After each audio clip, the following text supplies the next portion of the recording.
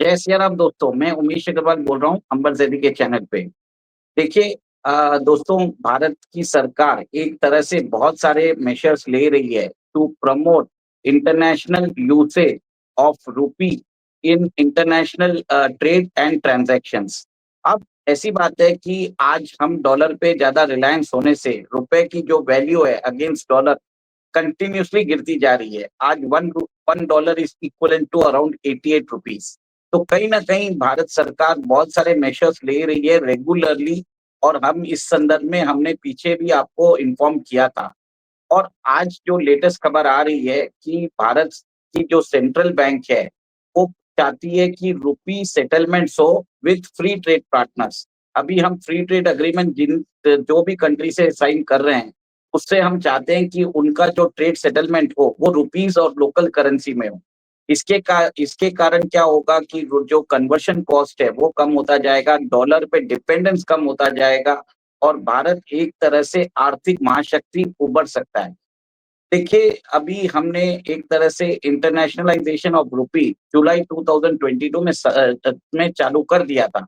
इसमें हमने इनवॉइसिंग चालू की थी रुपीज़ के अंदर। उसके अलावा भारत ने अपना यूपीआई का जो दायरा है, अभी 8 देशों के साथ बढ़ा दिया है और जापान भी जल्दी से जल्दी अडॉप्ट करने वाला है। बताया जाता है कि इंडिया के जो टूरिस्ट हैं, जो जापान जाते हैं, वहाँ पे वो यूपीआई यूज़ कर पाएँगे। और इसके अलावा जो हम रुपी डिनोमिनेटेड मसाला बॉन्ड्स है, उसका भी उसके द्वारा भी हम डेट रेज़ करने की कोशिश किया जा रहा है। ब्रिक्स ने बोला भी है कि मार्च 2026 तक रुपी डिनोमिनेटेड बॉन्ड्स जो है $500 मिलियन का वो रेज़ करने वाले हैं। ये एक तरह से सीरीज़ ऑफ मेजर्स है जिसमें आरबीआई चाहता है कि इंटरनेशनल ट्रेड में रुपी का जो प्रचलन है वो बढ़ता जाए। इसके लिए वॉस्ट्रो अकाउंट के ऊपर जो पहले परमिशन लेनी पड़ती थी, वो हटा दी गई है और आज के दिन में कम से कम 156 वॉस्ट्रो अकाउंट है, स्पेशल वॉस्ट्रो रूपी अकाउंट्स है विद अराउंड 30 कंट्रीज़। और सेकंड बात ये है कि भारत सरकार ये भी चाहती है कि जो रुपीज़ जो हमारे रुपी जो हमारे देश होल्ड करते हैं, जैसे रशिया के साथ हमारा $75 बिलियन का ट्रेड होता है। रशिया के पास बताया जाता है अराउंड $50 बिलियन के रिजर्व्स हैं। तो रशिया को वो रुपीज़ रखने में कोई फ़ायदा नहीं है। पहले सिर्फ़ वो गवर्नमेंट बॉन्ड्स में इन्वेस्ट कर सकते थे। अभी उनको अलाउ कर दिया है कि वो प्राइवेट पेपर्स भी को भी लेंड कर सकते हैं। तो कहीं न कहीं भारत सरकार जो है रुपी का इंटरनेशनलाइज़ेशन का जो जो मैकेनिज़्म है वो तैयार कर रही है। कुछ दिन पहले मुझे याद है कि भारत सरकार ने बोला था कि 3 देशों के साथ हम जो उनको एक्सटर्नली भी लेंड कर सकते हैं रुपीज़ के अंदर। वो 3 देश है नेपाल, भूटान और श्रीलंका। तीनों देशों के साथ भारत का ट्रेड है अराउंड $25 बिलियन। अगर इन देशों की कोई एंटिटी को भारत सरकार से लोन चाहिए, तो पहले वो डॉलर में दिया जाता था। अब वो जो स्कोप है रुपी में कर दिया गया है।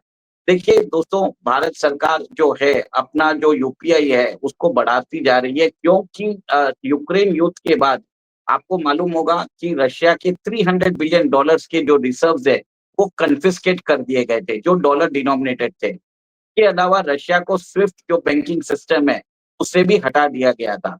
इसके बाद भारत सरकार ने डिसाइड किया है कि हमें रुपी को इंटरनेशनलाइज़ करना पड़ेगा और इसी के संदर्भ में इंटरनेशनलाइजेशन ऑफ रुपी के अंदर promoting the trade in local currencies वो चालू किया। इंटरनेट और स्विफ्ट को जो है उसका भी यूसेज विद पार्टनर कंट्रीज़, उससे भी बातचीत चल रही है। आज 8 कंट्रीज़ जो है वो यूपीआई यूज़ करती जा रही है। और इसका जो दायरा है और भी 15 कंट्रीज़ के साथ वेरियस स्टेजेस ऑफ जो नेगोशिएशन से चल रहे हैं, जिसमें फ्यूचर में यूपीआई को यूज़ किया जा सकता है। दोस्तों, एक और एक चीज़ है कि भारत अभी चाहता है कि जो इंटरनेशनल बॉन्ड्स है, वो भी हम रुपी में ले सकें। तो ये थ्री प्रोंग्ड प्रोसेस है। इसके अलावा भारत सरकार ने अभी कुछ दिन पहले अनाउंस किया है कि वो $50 बिलियन का सॉवरेन वेल्थ फंड भी बनाना चाहता है, जिसके द्वारा हमारे जो 700 बिलियन के जो फॉरेन एक्सचेंज रिजर्व्स है, उसमें से एक पर्टिकुलर पोर्शन इस फंड में डाल सकते हैं। हमारे पब्लिक सेक्टर यूनिट्स में जो गवर्नमेंट की होल्डिंग है, इसको भी उसके अंदर ट्रांसफर करके हम एक तरह से देश के स्ट्रेटेजिक इंटरेस्ट को एक तरह से सिक्योर कर सकते हैं। देखिए, हमारे से जो छोटे जो जो जैसे नेशन है, जैसे यूएई है, फिर सिंगापुर का टेमासेक है, इन्होंने अपना सॉवरेन वेल्थ फंड बहुत पहले चालू कर दिया था। इनफैक्ट सिंगापुर ने तो दो 1974 में $273 मिलियन से स्टार्ट किया और आज 51 साल बाद उनका जो रिजर्व्स है, जो उनका सॉवरेन वेल्थ फंड का वैल्यू है, it is around $335 billion. Indonesia ने भी चालू कर दिया और अमेरिका ने भी स्ट्रेटेजिक बिटकॉइन रिजर्व बनाया है। तो सारी countries are trying to expand their influence. ये एक तरह से भारत का एक मास्टर स्ट्रोक होने वाला है। भारत इसमें बहुत लेट आया है पर बेटर लेट देन नेवर।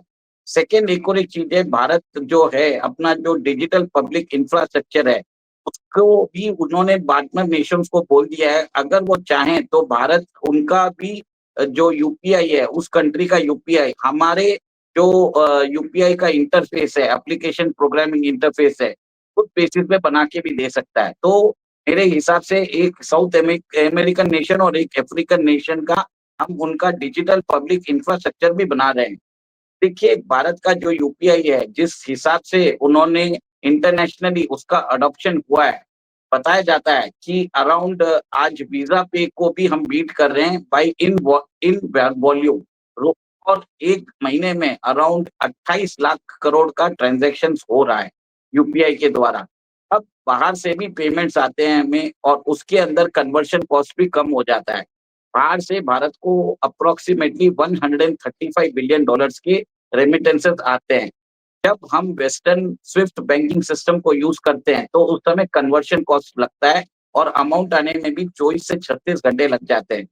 जबकि भारत की यूपीआई से यहाँ पर जो कन्वर्शन कॉस्ट है, बहुत ही फ्रैक्शन में लगता है और पेमेंट इमीडिएटली 5 या 10 मिनट में आ जाता है। 5 और 10 मिनट भी एक तरह से मेरे ख्याल से मैक्सिमम जो फिगर है मैं वो बता रहा हूँ। अब दोस्तों ये देखने वाली बात है कि इंटरनेशनलाइजेशन ऑफ रूपी जो जुलाई 2022 में चालू किया था, उसके द्वारा हम बहुत सारी कंट्रीज़ के साथ अभी जो ट्रेड है, हम में करना चालू कर दिया है। इनफैक्ट 2023 में हमने नेचुरल जो क्रूड ऑयल है, उसका भी इम्पोर्ट हमने यूएई से किया और उनको भी हमने रुपीज़ में दिया। तो एक तरह से मैकेनिज़्म चालू हो गया पेट्रो रूपी कन्वर्शन का भी। इसके अलावा भारत के प्रधानमंत्री मोदी जी जो है, अभी बहुत सारे देशों की यात्रा करके आए हैं। वहाँ पर भी जाके उन्होंने रेयर अर्थ मिनरल्स की जो सप्लाई है, उसको भी सिक्योर करने की कोशिश कर रहे हैं। जैसे गाना है, नामीबिया है, अर्जेंटीना है, ब्राज़ील है, पेरू है, चिली है, इन कंट्रीज़ के अंदर रेयर अर्थ मिनरल्स की बहुत अधिक मात्रा है। तो भारत सरकार ने उधर उन कंट्रीज़ को बोला है कि आप सिर्फ रेयर अर्थ मिनरल्स मत बनाइए, आप इसको प्रोसेसिंग भी करिए। और बताया जाता है कि रवांडा जो एक कंट्री है, उन्होंने अभी गोल्ड माइन का रिफाइनिंग चालू कर दिया है और तथाकथित उसके अंदर भारत ने वो एक्सपर्टाइज़ दिया है। तो कहीं न कहीं इस कारण जो अफ्रीकन नेशंस है, वो भी भारत के साथ अभी रूपी में ट्रेड करना चाहते हैं। भारत ने उनको इनेबल कर रहा है और एक तरह से वैश्विक जो इंटरनेशनल जो स्लेवरी होती है, इंटरनेशनल मॉनेटरी फंड का जो स्लेवरी सिस्टम है, जिसमें वो अफ्रीकन रिसोर्स को अप्रोप्रिएट करते हैं अपने बेनिफिट के लिए। देखिए दाम बहुत कम देते हैं। भारत सरकार बोल रहा है उनको कि आप क्यों सिर्फ रिसोर्सेज़ बेच रहे हो?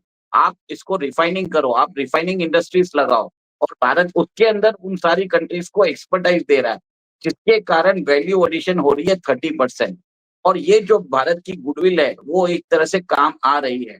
ये देख लीजिए अफ़गानिस्तान के अंदर जो तालिबान रेजिम है, वो भी भारत के ऊपर भरोसा करती है, क्योंकि भारत चाहता है इंक्लूसिव डेवलपमेंट। चाइना क्या करता है? चाइना आपको डेब्ट के अंदर फँसा देता है।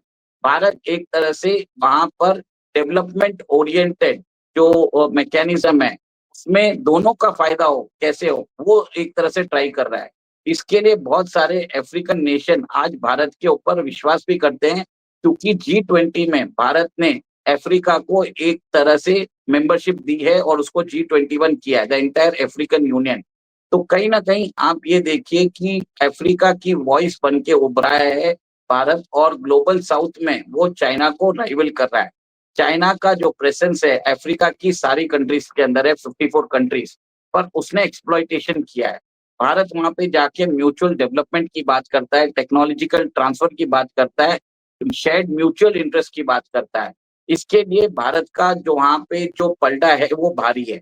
तो मेरा ये मानना है कि आगे जाके आप ये देखेंगे कि भारत का जो वैश्विक स्तर पे हमारा जो प्रभाव है वो बढ़ता जाएगा। रूपी का इंटरनेशनलाइजेशन भी होगा क्योंकि इंडियन इकोनॉमी आज 4.2 ट्रिलियन की है, 7% से ग्रो कर रही है। Every year we are adding 300 billion to our economy और कहीं न कहीं इसके कारण रुपए का प्रचलन इंटरनेशनली बढ़ रहा है।